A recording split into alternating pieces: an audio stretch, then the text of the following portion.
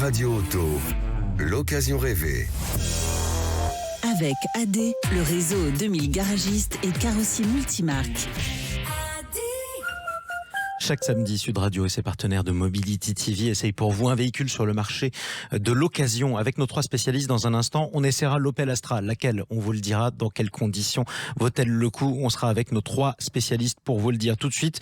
Faisons d'abord un point sur une des nombreuses évolutions auxquelles on assiste en ce moment sur le marché du véhicule d'occasion. Plus précisément, le marché des voitures reconditionnées ou l'hybride est de plus en plus recherché. On en parle avec notre invité, David Mulberger. Bonjour à vous.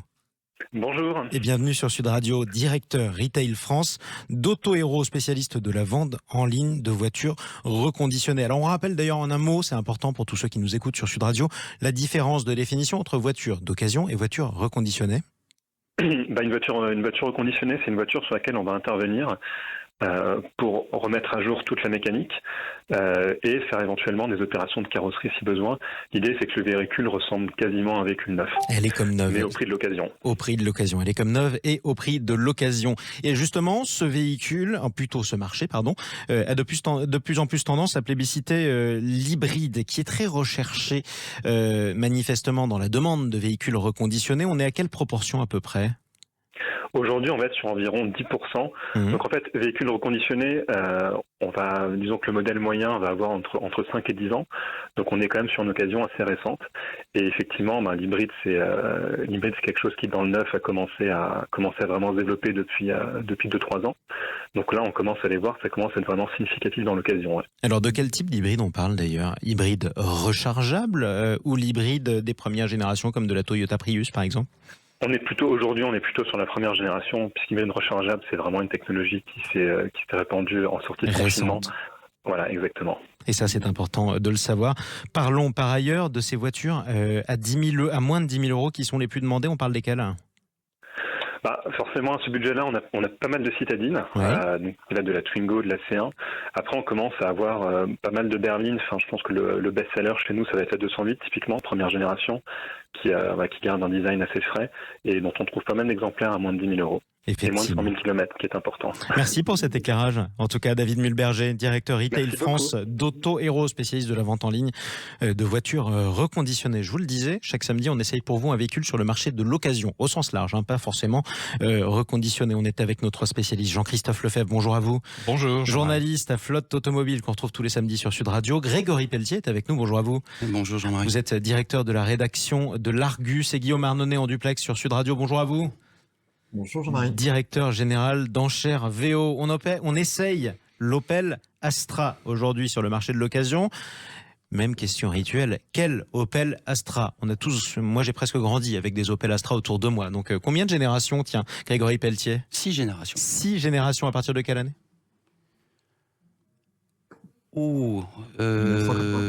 Astra, c'est 40 ans. Exactement, on a l'embarras du choix. Alors justement, tiens, si on parle à tous ceux qui nous écoutent aujourd'hui sur Sud Radio, vers quelle génération nous conseillez-vous de nous tourner sur le marché de l'occasion? Sur le marché en volume, il y a 2 générations.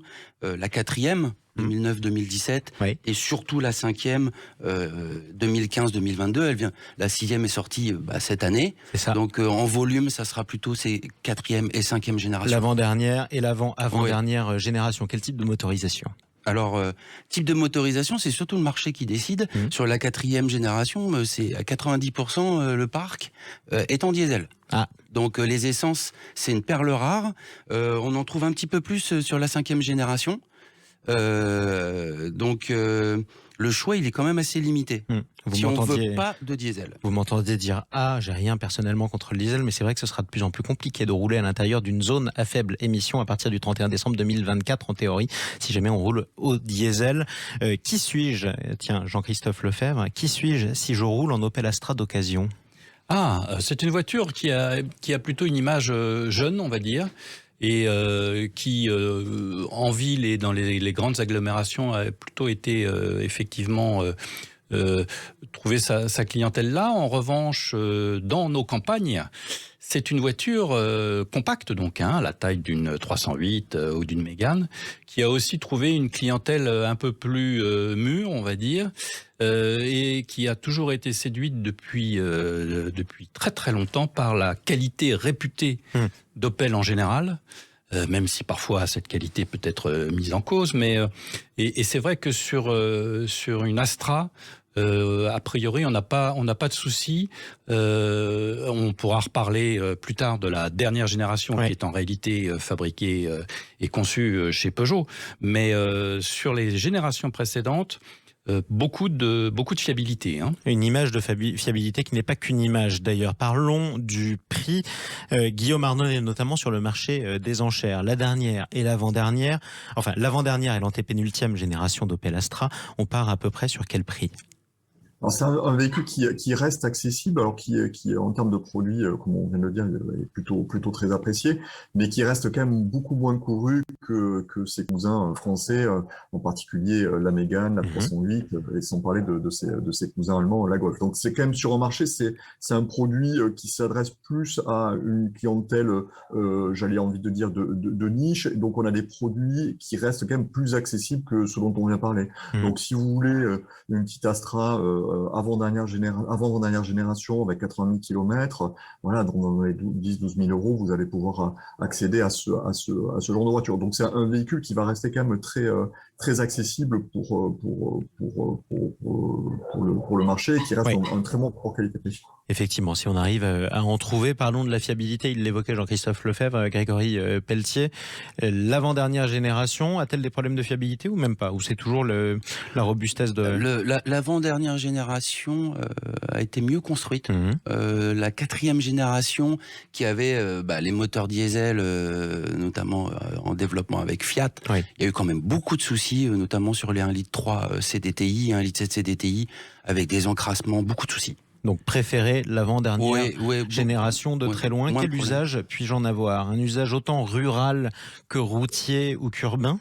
Tout usage, c'est un véhicule, c'est une berline compacte. Tout chemin. Donc on fait tout avec, il n'y a pas de problème. On peut y aller en famille en plus? Oui, l'Astra est plutôt un côté familial, avec plutôt un bon coffre, des places arrière généreuses.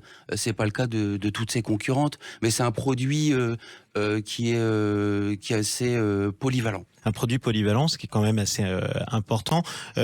Guillaume Arnonnet nous parlait d'une offre plutôt d'une demande restreinte. Vous avez même utilisé ce terme demande de niche. Est-ce que c'est facile malgré tout de s'en procurer une sur le marché, Jean-Christophe Lefebvre? Oui, moi je dirais pas niche. Il y a quand même eu des ventes conséquentes de l'Astra, quelle que soit la génération, en France.